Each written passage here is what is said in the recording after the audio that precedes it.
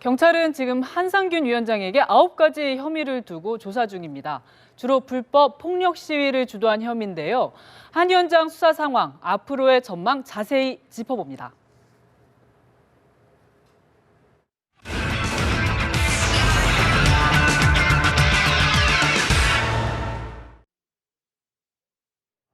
첫 번째 이슈 저격수 손수호 변호사님 나오셨습니다. 어서 오세요. 네, 안녕하세요. 네.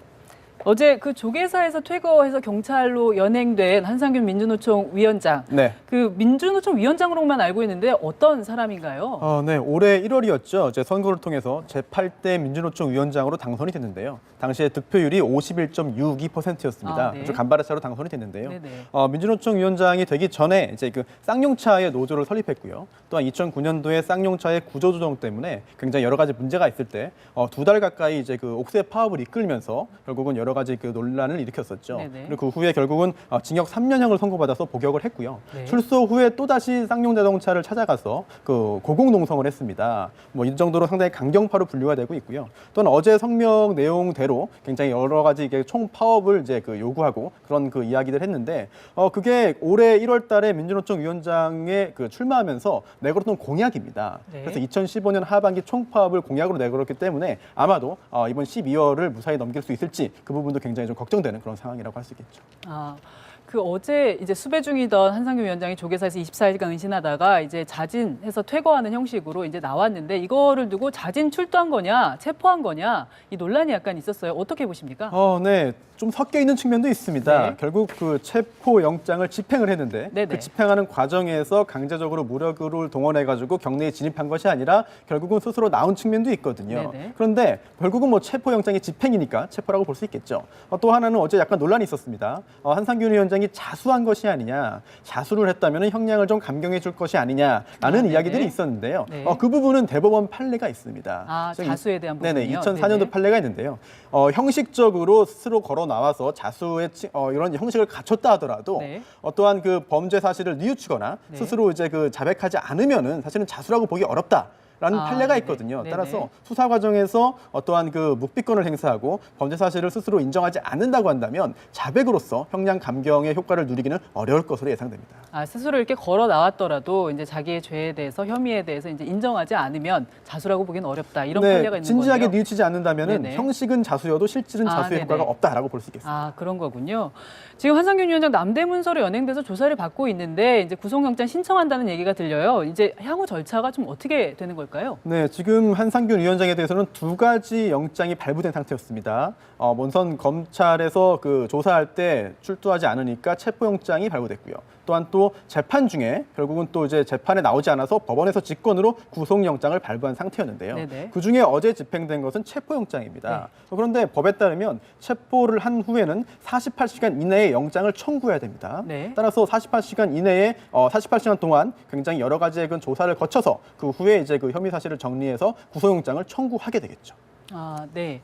지금 한상균 위원장이 묵비권 대응을 하고 있다 이런 얘기가 들리는데 이런 경우에는 네. 수사가 어떻게 진행되나요? 경찰이 질문을 한 300개 정도 준비했다고 하더라고요. 네, 굉장히 여러 가지 수사에 그런 적극적인 준비를 해놨을 것으로 보이는데요. 물론 묵비권 행사는 어떤 그 피의자의 권리입니다. 따라서 묵비권을 행사했다고 해서 유죄라고 단정하거나 또는 유죄의 심증을 가질 수도 없는 것이 원칙인데요. 네네. 하지만 묵비권을 행사했다고 해서 수사가 진행되지 않는 것은 아니고요. 어떠한 그 질의응답을 통한 그 신문 과정을 통한 증거 수집은 어렵다 하더라도 네. 기타 여러 가지 체증이나 여러 가지 다른 사람들의 증언, 다른 참고인들의 그 진술 등을 통해서 범죄 혐의의 그런 소명이 가능하다고 한다면 이런 것들을 통해서 구속영장 청구 충분히 가능하기 때문에요. 네네. 묵비권을 행사한다 하더라도 큰 수사의 차질은 없지 않을까 이렇게 생각이 됩니다. 그럼 한상균 위원장이 묵비권을 이렇게 행사하면 경찰이 신문은 계속 하는 거죠. 준비된 질문은 계속 묻고 계속 묵비권을 행사하면서 그런 식으로 절차가 진행이 되는 거죠. 네, 그렇습니다. 일단 질문을 해야 그 다음에 대해서 답이 없었음이라고 또 기재를 하거든요, 네네. 조서에. 그런 것을 남겨두는 절차는 다 계속 진행을 할 것이고 또 어제도 하지 않았을까라고 생각이 드네요. 네네. 그 한상균 위원장한테 적용되는 혐의가 모두 9가지라고 하는데 주로 이제 불법 폭력 시위를 주도한 혐의입니다. 근데 네. 지금 소유죄 적용도 검토하고 있다는 얘기가 나와요. 이 소유죄라는 게 어떤 건가요?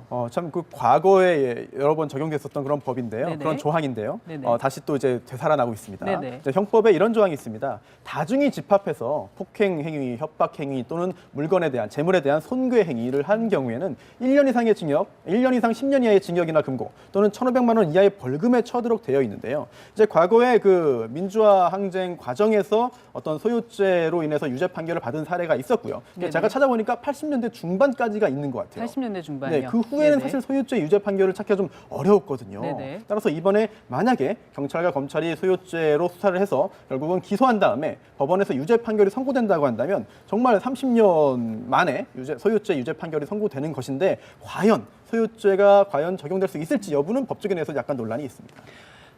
그 저도 한번 찾아보니까 이 소유죄가 적용이 됐던 게 1986년 5.3 인천 사태 때였던 것 같아요. 네. 그러니까 그 이후에 30년 가까이 지금 적용이 안 됐었는데 그동안 사실상 뭐 사문화된 조항이다 이렇게 보는 분들도 있는 것 같은데요. 경찰이 이렇게 소유죄 적용 검토하는 이유가 뭘까요? 우선 두 가지 측면으로 볼 수 있겠습니다. 네. 우선 첫 번째로는 법조문만을 본다면은 다중이 집합해서 폭력 행위를 하면은 네. 소유죄가 성립할 수가 있습니다. 따라서 이제 소유죄의 적용을 좀 이제 그동안 하지 않았던 것은 어찌 보면 정치적인 고려가 아니겠느냐라는 네네. 분석에서 법조문만 아주 냉정하게 봤을 때 가능하니까 집행하자, 적용하자라는 주장을 하는 것으로 보이고요. 네네. 또한 그동안 불법 집회가 굉장히 좀 많이 이제 있는 상황인데 폭력 집회가 그 과정에서 특수복무방해 치상이라든지 기타 여러 가지 범죄로 처벌하기 위해서는 그러한 행위를 한 사람을 찾아서 그러한 행위를 한 사람의 증거를 가지고 그러한 행위를 한 사람만 처벌이 가능하거든요. 아, 네네. 그런데 소유죄의 경우에는 다중이 집합해서 폭력 행위를 하면은 거기에 다중에 해당되면 처벌 가능성이 열려버립니다. 아, 네네. 특정이 안 되더라도. 네, 굉장히 네네. 다수의 사람을 처벌할 수 있기 때문에 네. 이러한 폭력 집회라든지 아니면 이런 집회를 기획하는 사람들에 대한 굉장히 강력한 그런 경고 수단이 될 수 있거든요. 그렇군요. 그런 점을 노린 것이 아닌가라고도 생각이 됩니다. 아, 네. 지금 좀 이 소유죄 적용하는 게 과도한 게 아니냐. 30년 전 조항을 가지고 물론 살아있는 조항이긴 합니다만 네. 좀 과도한 게 아니냐. 일각에서 이런 주장도 나오는데 어떻게 보세요? 저도 그런 주장에 약간 좀 동조할 수밖에 없는 입장인데요. 왜냐하면 소유죄라는 게 기타 그 집시법 위반, 집회 및 시위에 관한 법률에서 결국은 그 불법 집회나 시위를 했을 경우에 처벌하는 규정이 있거든요. 그런데 그 해당 규정은 2년 이하의 징역 또는 200만 원 이하의 벌금이에요. 주최했을 경우에도. 네네. 그런데 이 소유죄의 경우에는 굉장히 법정형이 훨씬 높습니다. 네네. 그런 걸 볼 때 이런 법관의 그런 체계적인 비교라든지 아니면은 그동안 소유죄의 그 기소나 유죄 판결이 상당 기간 없었던 것을 볼 때 체계적인 해석을 한다면 소유죄는 단순히 다중이 집합해서 폭력 시위한다고 처벌하는 규정이 아니라 지금 현재의 기준으로 볼 때는 어떤 한 지방의 어떤 그 평온을 해할 정도의 일종의 폭동 가까운 수준에 이르러야 소유죄가 성립되는 거 아니냐라는 주장이 있고요. 네네. 또한 일본의 판례도 그렇게 해석을 하고 있거든요. 따라서 네네. 만약에 검찰이 소유죄로 기소를 한다면 법정 공방이 매우 뜨거울 것으로 보입니다. 그러니까 한상균 위원장에 대한 구속영장이 이제 청구가 된다면 실질 심사가 열리고 이제 법원의 판단이 이루어질 텐데요. 뭐 예단하기는 어렵겠지만 이게 구속영장 발부 가능성 어떻게 보시나요? 사실은 소유죄 인정 여부는 좀 논란이 있습니다만 네네. 구속영장 발부 가능성은 저는 발부될 것으로 봅니다. 네. 왜냐하면 이제 구속영장이라는 것이 모든 범죄 혐의가 있는 사람에게 발부되는 것은 아니고요. 네네. 이제 뭐 주거가 부정해가지고 도주 우려가 있거나 아니면 증거인멸의 우려 또는 피해자 또는 고소인에 대한 가해 우려 등이 있어야 되거든요. 거기에 더해서 범죄 사실의 소명이 있어야 되는데 여러 가지 증거들을 통해서 불법 시위를 한 점에 대해서는 소명이 충분할 것으로 보이고 또한 그동안 장기간 동안 수사에도 응하지 않고 재판에도 응하지 않은 것을 볼 때 또한 그 도주 가능성도 굉장히 높거든요. 그렇다면 적어도 소유죄 여부를 떠나서 집시법 위반 등으로 인해서 구속영장을 청구한다면 발부될 것으로 그렇게 예상이 됩니다. 한상균 위원장 만약에 이렇게 구속 수감이 된다면 지금 민주노총 16일에 총파업하겠다고 선언하고 지금 한상균 위원장의 그러니까 체포 상황에 대해서 규탄하고 있는데 네. 지금 그 이후의 상황은 좀 어떻게 될까요? 굉장히 큰 혼란으로 빠질 것으로 보이고요. 또한 만약에 총파업을 강행을 한다고 한다면 그런 총파업에 가담한 그런 사람들에 대해서도 또다시 처벌 또한 또 손해배상 청구가 이어질 것으로 보입니다. 왜냐하면 현행 관련 법규에 따르면은 노동쟁의는 노동자와 사용자 사이의 근로 조건에 대한 어떤 분쟁이 있을 때만 인정되는 것이거든요. 그런데 지금은 법에 대해서 국회에서 이제 논의하는 그 법률안 개정안에 대해서 지금 불만이 있어가지고 통파업을 하게 된다면 네. 이거는 넓은 의미에서는 근로조건이지만 현재 우리 법에서 인정하고 있는 노동쟁의에는 포함이 안 됩니다. 네. 따라서 불법쟁의가 되기 때문에 처벌 가능성이 있어 보이고요. 따라서 물론 그 서구의 몇몇 국가에서는 이런 정치적인 파업도 인정을 해줍니다. 네. 하지만 현행 우리나라 법상으로는 인정되지 않기 때문에 이 가담하는 그런 근로자들이 굉장히 큰 처벌과 또한 그 민사적인 그런 배상 책임을 질 수 있거든요. 이런 점도 따져서 신중하게 국민 여론에 따른 그런 행동을 하는 것이 어찌 보면은 그 본인들의 메시지 또한 요구사항을 관철시키는 더 가까운 길이 아닐까라는 생각도 듭니다. 네, 한상규 위원장 지금 경찰 조사 끝나고 이제 구속되는 여부 그 상황에 따라서 조금 수사 상황 그리고 진행되는 상황 좀 지켜봐야 될 것 같네요. 네, 오늘 그렇습니다. 말씀 잘 들었습니다. 감사합니다. 네, 고맙습니다.